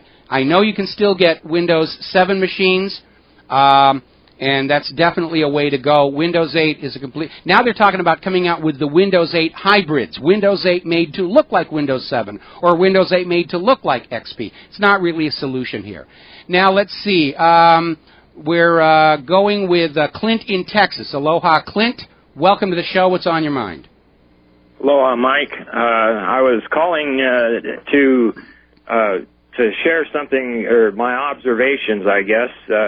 You look at everything that the federal government is doing to arm up, with those MRAP vehicles and the billions of rounds of ammunition and the fully automatic personal defense weapons for federal employees, and then when you figure out that the Social Security Trust Fund for all these baby boomers that are really starting to retire in huge numbers, it ain't there. They've done squandered all the funds. It's nothing but IOUs in there. It's nothing but Treasury bonds, and the government can't make good on those Treasury bonds. They've defaulted on the American worker. And I think when the realization of all these, some of the World War II vets are still around, and Vietnam vets are in the baby boomer generation that are retiring, and they're liable to take up arms, and that's exactly what the feds are worried about. Well, I agree. I mean, they're buying specifically the man-killer hollow point ammunition, which means they intend to kill people. And as any soldier will tell you, you don't want to kill your opposition, you want to wound them. Because if you kill one of your enemy, they only lose one man. If you wound that enemy, they lose 3. Because there's the one who's wounded and the 2 that have to stop fighting in order to take care of them. So this idea that they're focusing on the hollow point shows that they're not really aware of military doctrine. And again, we have all seen how federal workers lack enthusiasm doing the jobs they're paid to do. A lot of them are being hit with furloughs right now. Do you really think these people over at the National Weather Service, for example, are going to risk their lives to man the barricades to defend their bosses from an enraged American mob? I don't see that happening. They're going to drop the guns and they're going to run, and then we'll pick up the guns and we'll sell them surplus after it's all over. Never fired, only dropped once. Yep. Well, we are definitely living in interesting times. Oh, and, boy, yes. I'm telling you that this is liable to be more exciting than anything that I could have ever imagined. And, well, I could have lived without it, but I've seen it coming on for close to 20 years now, and I just want us to all get through this with a minimum of bloodshed. So I don't want to see innocent people being caught in the crossfire between the money junkies and whatever it is the money junkies think they're accomplishing. Yeah. Okay? Well, it's going to be exciting. You have a great day, and take care. Okay, thank you. I could have lived without that excitement. Switch over to Bob in Las Vegas. Bob, aloha. Welcome to the show. What's on your mind? Aloha, Michael. Hey, an honor to speak to you, man. I love listening to your show. And unfortunately, like the man that called you on the pre-54 coin, yeah, I correct you. It is CFL, compact fluorescent light, not CFC. That's chlorofluorocarbon. Oh, okay. All right. I stand corrected. Yeah. Sorry. I mean, hey, I just want the audience to know, But, yeah, like the guy with the coin. I always thought it was pre-56, so, But I appreciate your show. Man, like every time I listen to your show, it's like a history lesson. Oh, well, thank you very much. I got a lot of respect for your show, website, a lot of good information you put out there, and I'll just leave it at that. Take another caller. All right, thank you. I certainly will. Compact fluorescents, by whatever acronym they're known by, have developed problems. First of all, they're filled with mercury. If you break one, you're supposed to call the hazmat people. They not only have mercury, they have a radioisotope in there that's part of the ignition system. And finally, a lot of them will partially fail in the electronics package, and they'll actually be using more electricity than you think they are until you accidentally touch one and realize how hot it is. There have actually been fires started from these things. The LED is definitely the way to go. Mike in New York. Aloha, Mike. Welcome to the show. What's on your mind? Yeah, I just wanted to make a comment. I know there was a woman a while back on clinical trials, and yeah, I kind of found out with those things too that a lot of it's all money too. Even if they ever came across something that could possibly help someone, it's unless it helps that person almost in an 80 to 100% range, say for example, then they'll just take off and say, well, no, and they'll only get somebody where it does help. So in other words, most of the stuff is only good for people who are say might be cured of something anyway. It's really kind of a joke what I ran into personal, but not even from that perspective. When you were talking about with I believe it was your brother with the drugs and stuff. It's amazing what I found. I mean, even when doctors that I had been going to for over, say, 20 years, I had been given something that one day he prescribed was a cream ointment for a joint pain. And for some reason, something told me don't use it. And I subscribed to this one science or institute that, occasionally comes across with these code red alerts and tells people to immediately stop if anybody's taking this stuff. And the day after the guy gave it to me, it came in across an email with a big red bold print code red alert, and looked at it. It was the same stuff he gave me. Mm-hmm. And it said 5 people had died because you put it on your skin, your skin's the biggest organ in your body, gets in your bloodstream, gets absorbed strictly by the liver, and 5 or 6 people had died of liver failure after taking it. Mm-hmm. And I went into him, and basically when I could get into him, because normally, even when I go, even if it's a couple times a year, there's always this woman who, looks like she's on could be a runway model, or a guy who's on the cover of GQ, and they're chasing them around the office to tell them hey, how about this one? Just try this sample. How about a sample of this? How about a sample of that? Yeah. And so I mentioned, I said, hey, I gave him the printout of it, and I said, this is pretty scary stuff. You going to stop this? He looked at it, read it, gave it back to me, and just shook his head and said no. Yeah. Yeah. So it's really, all this stuff is based upon it's none of them. I have an old friend of mine who had a symptom for his platelets were sticking. Yeah. And basically he was told to take Coumadin. And he says, well, wait a minute, that's just for some kind of symptom cure, but aren't you going to find out why they're getting thicker or why they're, and the answer was, no, just take this. Yeah, and if we wreck your liver, we'll sell you a new liver. We'll sell you a medication for that. Once you're on that prescription medicine treadmill, you take a medicine for a real concern, it produces side effects, they give you another medicine for the side effects, another one for those side effects, and that's why people, once they're on that prescription medicine treadmill, you go into their medicine cabinet, they got 12, 15 bottles they're taking. Huge thing. We got to take a break for commercials. Thank you for the call. We'll be right back. And aloha, America. Welcome back to the last segment of our show today. Looking over at the corporate media spin cycle, CNN is out there treating as news how wonderful HBO's Game of Thrones is. And it's a cool show. I will grant that. But it's not news. This is a puff piece. This is somebody paid to have this on there as news. It's a great... There's nothing left on the corporate news. It's all fluff and propaganda. The real news is what they aren't telling you. And I want to finish up today's show by going back and recapping what's going on in Europe, which is definitely what they want you thinking about the absolute least as we head into the Easter weekend. And by the way, we will be here live on the air at Republic Broadcasting tomorrow, for those of you who were concerned about that. Cyprus basically stole a bunch of money from their bank depositors to give to the bank so the bank could loan it back to them at interest. That's really what it comes down to.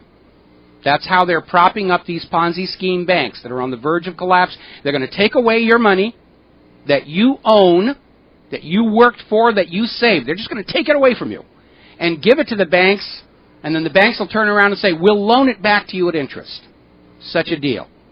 They've done it in Cyprus. They're already talking about these uninsured accounts. The levy is going to be as much as 80%. They're talking about the necessity of doing it in Spain and Italy, now Greece, as if anybody in Greece actually had any savings left. It is included in the plan for Canada's budget. We found it on the Canadian government website. Bernanke's still out there saying it's unlikely it will happen here. He won't say it's impossible, won't say it's out of the question, won't say it's off the table. It's unlikely. Pay no attention to what's going on in Cyprus. We've got Game of Thrones for you to look at. So you need to be thinking very seriously about what's going on. You need to understand that the people of Cyprus were being reassured everything was fine right up until the haircut happened. They were assured that their banks survived the stress test. Their president had campaigned on the fact that depositors would be the last ones hurt in the financial problems. And when it hit, unless you were a personal close friend of the president or the Russian money junkies, you got caught off surprise in Cyprus, and it will happen here. That's what they want to happen here. When they finally decide to make the grab for your money, they want it to be a complete surprise. So you got to pay attention to what's going on. We're back to Thomas Jefferson.